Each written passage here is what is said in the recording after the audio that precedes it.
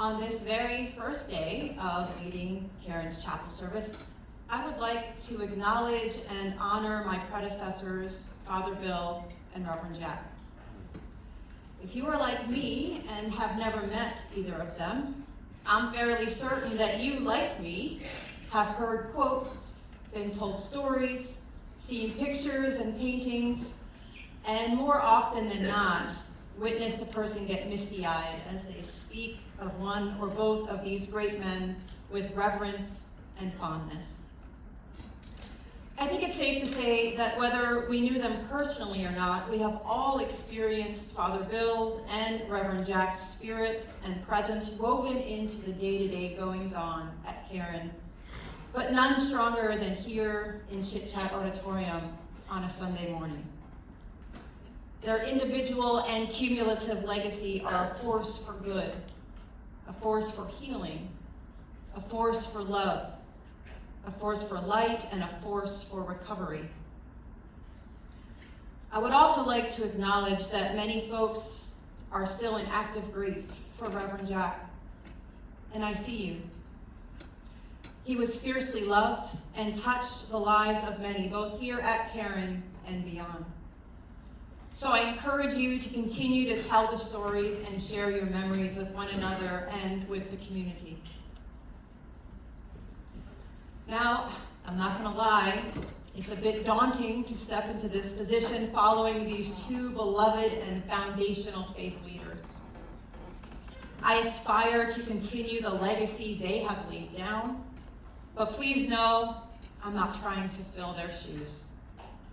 First of all, that is impossible, as I am not Father Bill or Reverend Jack. Second of all, each of us were given our own path to live out the gifts that have been given to us. And this is true for each person, but I especially want to lift up our amazing spiritual care team, Meredith, Tina, Zoe, Rabbi, and Marty, our music coordinator. I am humbled and grateful to get the opportunity to work with such a talented and caring, dedicated team. If you have ever had any interaction with any of them, you understand what I'm talking about. If you're in residence here or are a family member of a resident here, please take advantage of the meaningful work that these folks do as an integral part of treatment, wellness, meaningfulness, and healing and recovery. Whether it's an individual spiritual consult, Shabbat dinner on Friday nights, lectures, groups, you won't be disappointed. Meredith actually conducted a fantastic lecture this past week, and in it, among other things, I learned that my selected theme for this week is considered by some to be a hot button issue. Whoops. But let's be real. Any topic that causes us to be honest with ourselves is a hot button issue because it makes us uncomfortable. And I found that a big part of not only recovery, but life is getting comfortable with uncomfortability. So we're going to get uncomfortable together as we think about today's theme, which is powerlessness. Powerlessness. But before we dive into that, I wanted to briefly give you a share of my story to give you some context. So I identify as a food addict. And often when I share that with folks, I get a lot of questions or blank stares. And one of the questions I frequently get is, how can you be addicted to food since you need food to survive? And I usually give them a little background to orient them to my experience, which is this. I have struggled with my relationship to food my entire life. I noticed at an early age that I did not view food the same way as other people. I was on a diet since I'd been in second grade to attempt to manage my body. But I never did anything to manage my mind or my spirit. I didn't know how. So I continued to struggle for the next 37 years, even getting gastric bypass surgery in 2018.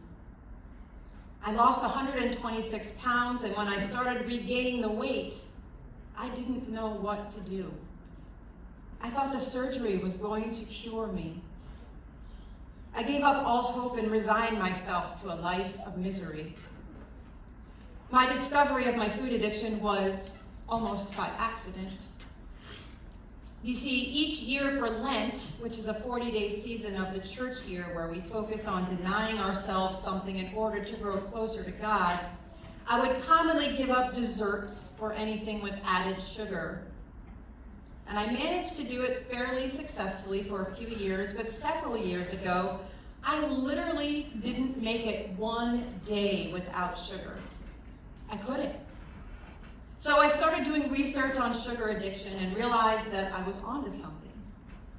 I read the book Food Junkies by Dr. Vera Tarman.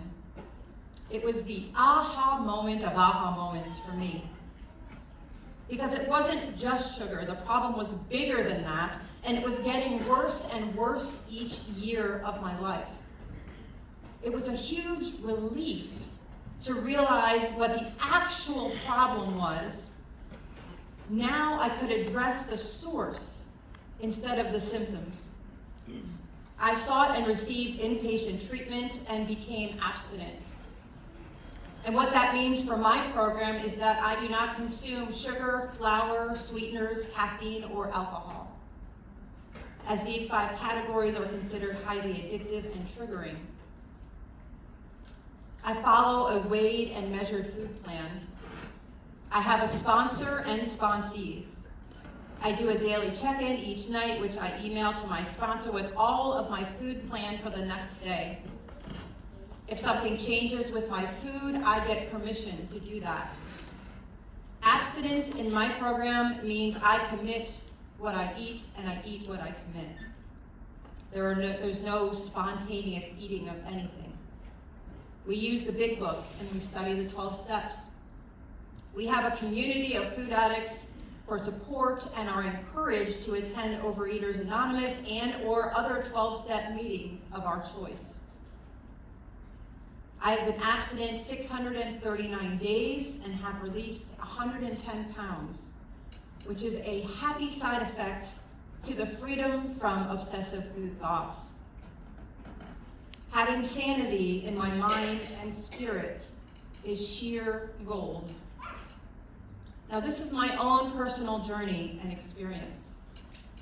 If you have any questions, I'm always happy to talk about my food addiction, because from day one of my recovery, I had the distinct impression that my lifelong struggle and recovery are not only for my benefit, but to walk alongside others on their journey, no matter the substance or behavior.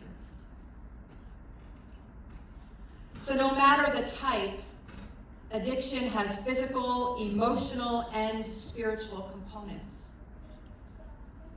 Addiction consists of a mental obsession that we cannot get rid of on our own because we are powerless over a substance or behavior. That is why we need a power greater than ourselves to help us. God, how we understand God. So if you are even a little familiar with the 12 steps, they're listed right there on the wall, you may recognize the word powerless from the very first step. We admitted we were powerless over alcohol, drugs, food, gambling, sex. I want to narrow in on exactly what we're talking about when I say the word powerless, so we're all on the same page. As one of our readings this morning stated, being powerless does not necessarily mean being helpless, because feeling helpless can lead to feeling hopeless, and that's counterproductive on a whole lot of levels. So if powerlessness isn't being helpless, what is it exactly? The technical definition of powerlessness is being devoid of strength or resources, the condition or feeling of having no power. Let's go another layer. What is power? For our purposes today, I invite you to consider power to mean control. Powerlessness to be lack of control. Because friends, in life, how much do we really control? Not much. We like to think we have control, and we try our hardest to control situations and other people, don't we? If you're like me, you do. But ultimately, we cannot control those. In life, the only thing we can control, where the power is how we respond to other people and situations. And you might be thinking, well, Kristen, you said we are powerless, so then you said we have the power to do this, so which is it? That's the rub. When it comes to our addictions, we are powerless, whether it is due to our habitual behaviors, genetics, or both. It gets to the point where we are indeed powerless to stop ingesting our substance or engaging in our compulsive actions. We are powerless over our first thought, but not our second or third. Thoughts can lead to actions, to be sure, but just because we think something does not necessarily mean we need to act on that. That's where the tools of recovery come into play, including a supportive community, being connected to our higher power, and a whole host of other tools. But we have to be radically honest about the state of our lives. Classic step one. We admitted we were powerless over alcohol, drugs, or compulsive behavior. If we have a loved one who is an alcoholic, we may say, we admitted we were powerless over our loved one's addiction. So let's focus on the word admitted for a moment. The connotation of admitted is not that it's something we really want to do. I don't think anyone admits something with a smile. It's probably not a happy occasion when something is admitted. But admitting something also projects a sense of honest revelation, no matter how begrudgingly. So we have admitted we were powerless. It's the first step for a reason, because that needs to happen first. We need to acknowledge this before we can go any further. In admitting our powerlessness, we come to accept our true situation, not how we think it should be. It doesn't necessarily mean we're happy about it, but it is facing reality.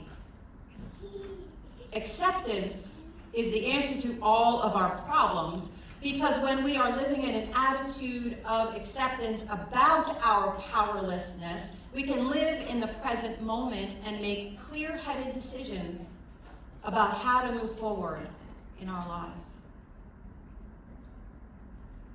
If we are willing to admit our powerlessness and accept it instead of fighting against it, we acquire the ability to live in the present moment. We have access to a way of living that was inaccessible to us before. It's actually quite liberating if you think about it. I mean, we don't have the power anyway, so realizing and living from and acknowledging that frees us to live with a new perspective. We will use much less energy on resisting reality, and more energy actually living our lives.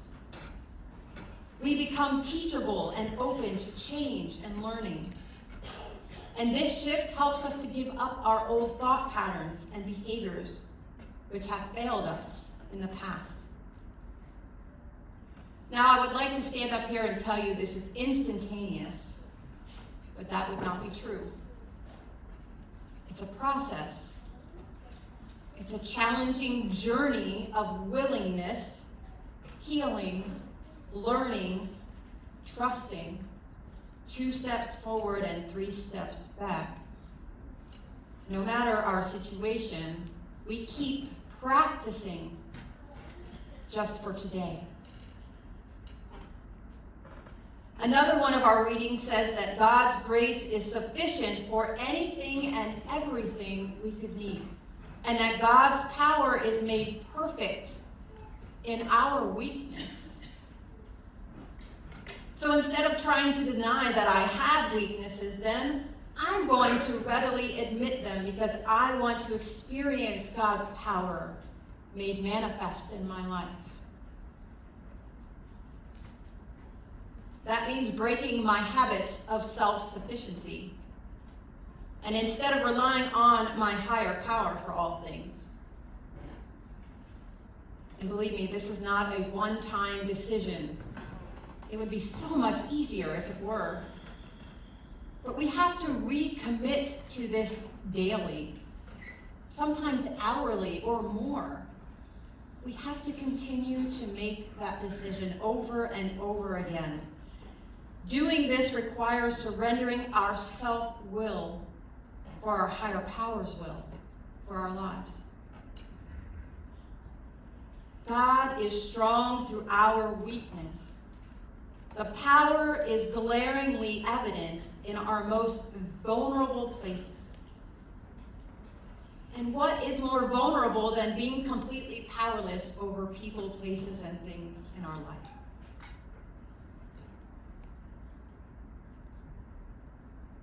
You know, sometimes we get tripped up by things going wrong, what seems like bad timing, or the chaos that is life. But that's the thing.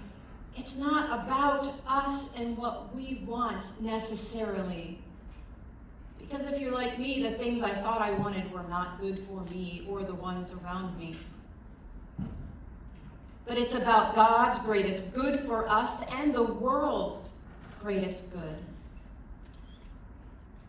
Higher power is like the conductor of an orchestra, where every person has a separate sheet of music that, when played at the conductor's direction, makes beautiful music.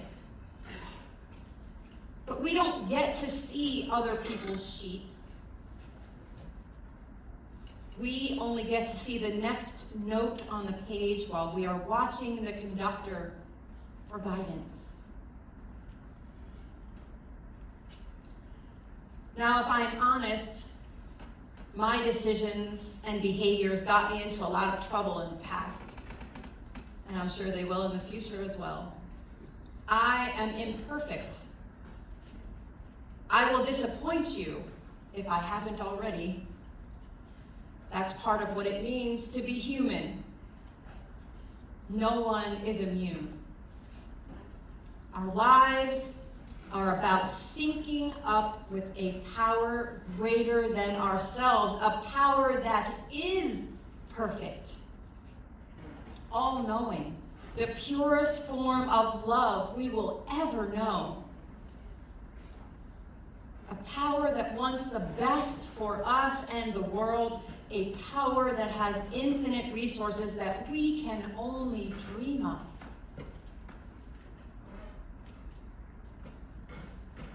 You may have heard that knowledge is power, and that could be true, but love is the ultimate power. And God's love is beyond what we could ever imagine, infinite, unconditional, eternal. We can see that love coming through in nature, in music, and a lot of other things. Perhaps importantly, we can see and feel God's love through other people, especially those who have a strong connection to their higher power. I think about Father Bill and Reverend Jack as 2 outstanding examples of that. The kind of love that God is and emanates banishes all judgment and shame, and creates a space where healing and recovery are not only possible, but nurtured. It doesn't mean that the road is without pain or struggle, because no one is immune from those either. What it means is that our higher power is there for us through it all, whether we acknowledge it or not. So let's take advantage of the opportunity to tap into that power of an amazing and loving energy source that will walk with us in all of life's ups and downs.